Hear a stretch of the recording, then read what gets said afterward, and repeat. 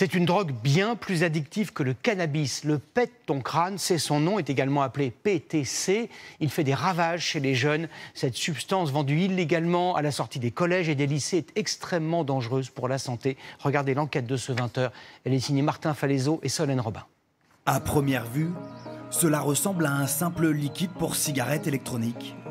Mais il s'agit de PTC, diminutif de pète ton crâne. Une drogue de synthèse consommée par les adolescents. Laura en a vapoté il y a quelques mois. Elle s'en souvient comme si c'était hier. Je tire et tout, une seule taf. Et vraiment, 30 secondes plus tard, je commence à trembler. J'étais vraiment allongée sur le côté, je voyais ma vision, elle partait, je tremblais, je pleurais. On me disait, ça va aller, ça va aller. J'étais là, non, ça va pas, ça va pas. Plus jamais je refais parce que vraiment, ça m'a traumatisée. Aussi appelé spleen ou Buddha Blue, le PTC peut entraîner de graves problèmes de santé. Selon ce psychiatre, ses effets sont environ 200 fois plus forts que ceux du cannabis.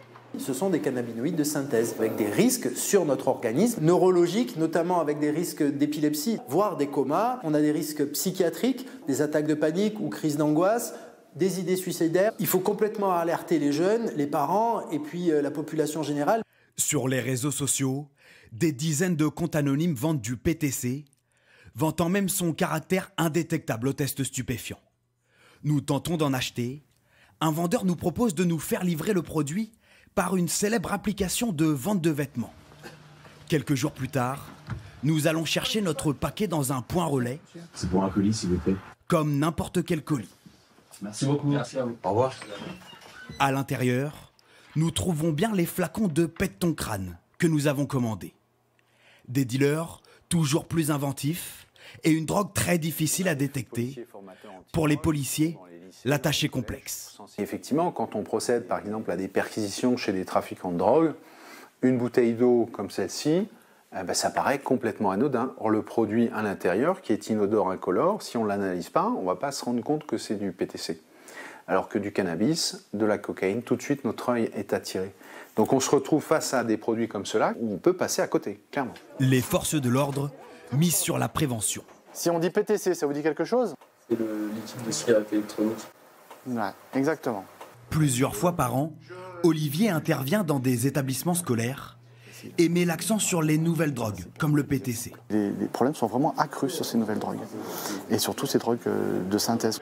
Pas assez pour freiner certains élèves.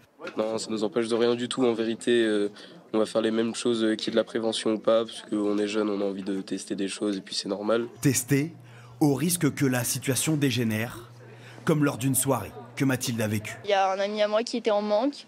Il a commencé à tout péter dans la maison, il a pris un couteau, il a menacé tout le monde avec. Et ça s'est fini où on était 5, dont 5 footballeurs américains qui l'ont plaqué au sol, qui lui ont fait une clé de bras et on a dû appeler les flics et les pompiers pour qu'ils se calment. À cause du PTC ? Ouais. Considéré comme un produit stupéfiant depuis 2017, la détention de PTC est punie d'1 an de prison et 15 000 € d'amende. Les dealers, eux, risquent jusqu'à 10 ans d'emprisonnement.